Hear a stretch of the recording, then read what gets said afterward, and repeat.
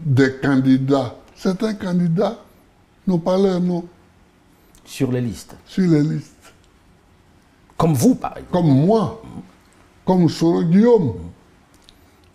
Et d'autres. C'est drôle de vous entendre défendre la cause de Soro Guillaume aujourd'hui. Bon, moi, je suis toujours comme je suis. Ce sont les gens qui me combattent.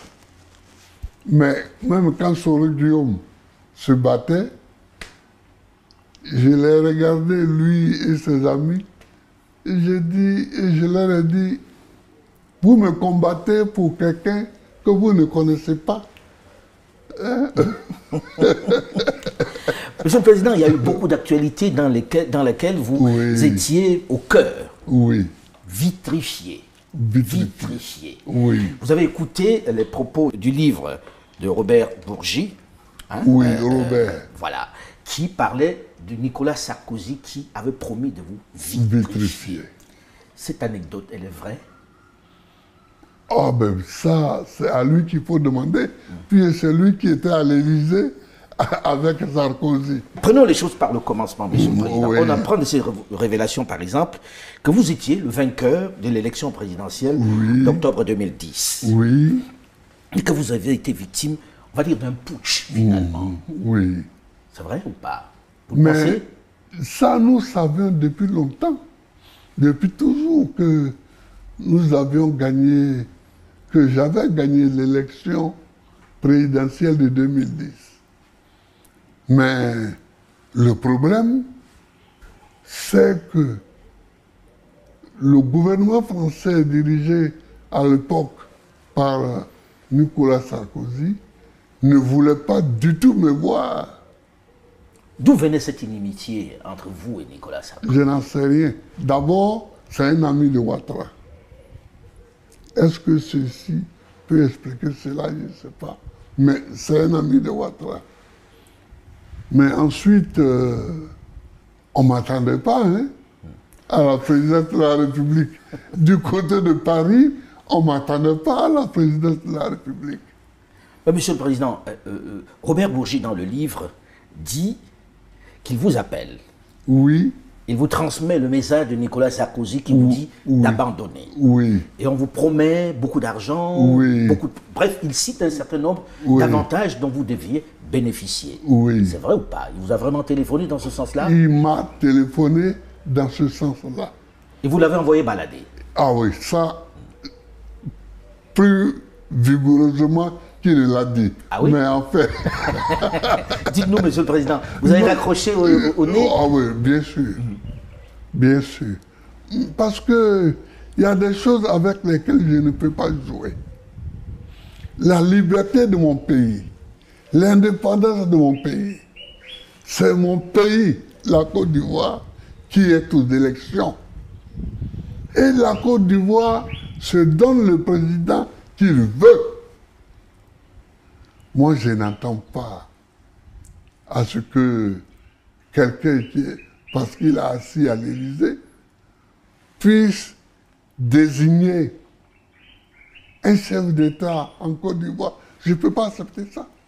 Alors, vous l'envoyez balader et on va vous vitrifier.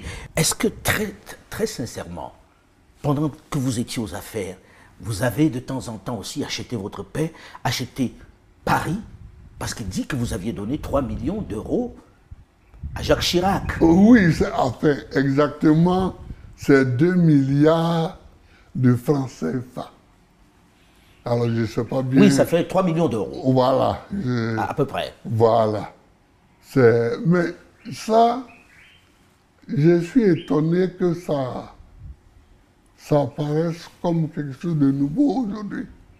Parce que depuis 2014, dans le livre que j'ai écrit en prison avec François Mattei... Pour la vérité de la justice. Oui, je l'ai dit là-dedans. Pour la vérité et la justice. Oui. Vous en aviez parlé, effectivement. Oui. Mais bon, vous savez, quand ça sort de la bouche de quelqu'un d'autre, on se dit, bon, il n'affabulait pas. À la page 49, oui, j'avais déjà dit ça. Mais Monsieur le Président, pourquoi vous donnez les 3 millions d'euros, c'est-à-dire les 2 milliards dont vous parlez? Parce qu'ils m'ont demandé. Mais vous ne donnez pas à tous ceux qui vous le demandent. Ah non, mais écoute, c'est Chirac. Il était si influent que cela? Il vous faisait si peur que ça? C'est pas une question de peur. Mais c'est d'abord un étonnement de voir le chef d'État français me demander l'argent. Moi, j'étais étonné. Stupéfait. J'étais stupéfait. J'étais ahuri. Ce n'est pas le seul chef d'État qui m'a demandé l'argent. Hein. Ah bon? Mais comme un autre qui m'a demandé aussi l'argent. Vous pouvez nous le dire, Monsieur le Président? Non. S'il vous plaît. Est africain et qu'il est coutumier des faits. Bon, je n'ai pas... je lui ai donné l'argent sans... Vous ne direz pas qui c'est? Non, je ne dirai pas qui c'est. Après, hors micro, je peux vous souffler son nom dans le creux de l'oreille. mais c'est étonnant quand même. Alors, vous donnez en liquide ou bien Robert Bourgi transporte des valises comme c'était dit? Ah ben oui. Ah oui. Ah ben oui. Il traverse les frontières avec les 2 milliards. Waouh. Et... Mais après ça, ils vous ont fait ce qu'ils ont fait, Monsieur le Président. Vous ne leur avez jamais parlé? Non, mais... Et Chirac, au moment où il reçoit l'argent, il m'appelle, Laurent, je ne suis pas un ingrat. Ah, il vous a dit ça? C'est amusant, non? Ah oui, on ne peut pas être plus ingrat. Laurent, je ne suis pas un ingrat. Je saurai m'en souvenir. Je saurai m'en souvenir. Et puis après, derrière mon dos, lui, la France, le Burkina Faso monte une rébellion qui vient m'attaquer. En termes d'ingratitude... On fait difficilement mieux. Voilà. On fait difficilement mieux, ça je vous le concède.